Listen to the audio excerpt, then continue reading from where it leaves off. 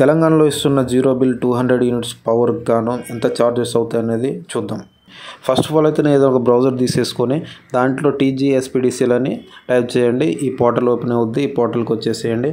ఈ పోర్టల్కి వచ్చేయగానే ఇక్కడ ఇంటర్ఫేస్ అనేది ఇక్కడ చూసినట్లయితే ఇక్కడ మనకి పైకి కొద్దిగా స్క్రాల్ చేసినట్లయితే energy charges calculation for domestic service అని కనిపిస్తుంది కదా, దీని మీద ట్యాప్ చేసేయండి.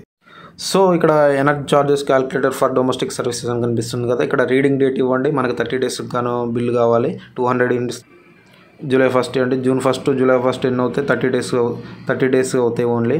సో ఇక్కడ మీటర్ రీడింగ్ ఇవ్వండి. మనకి 200 యూనిట్స్ కావాలి కాబట్టి ప్రీవియస్ అనేది లేదు కాబట్టి ఇక్కడ 200 యూనిట్స్ వరకు మనకు ఉన్నది కాబట్టి 02 కదా స్టార్ట్ అయ్యేది మనకి. సో ఇక్కడ 200 యూనిట్స్ ఇవ్వండి. సో ఇక్కడ మన 200 యూనిట్స్ ఇక్కడ చూడండి, number of days of per billing calendar month 30 days ఇక్కడ కనిపిస్తుంది. సో ఇక్కడ చూసుకున్నట్టయితే 30 డేస్ కాను క్యాల్కులేషన్ చేసింది.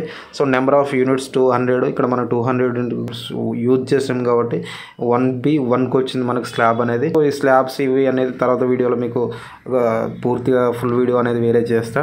కింద కామెంట్ సెక్షన్లో కామెంట్ చేయండి.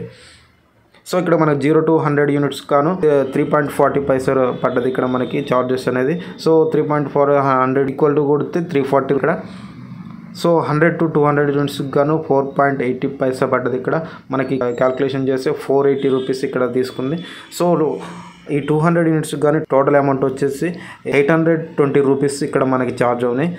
సో తెలంగాణ ఇస్తున్న ఫ్రీ కరెంట్ జీరో బిల్ 200 యూనిట్స్కి గాను మనకి ఇక్కడ వచ్చేసి టోటల్గా 820 రూపీస్ అనేది ఛార్జ్ అయినాయి. ఈ వీడియో నచ్చినట్లయితే లైక్ చేయండి, షేర్ చేయండి, ఛానల్ సబ్స్క్రైబ్ చేసుకోండి.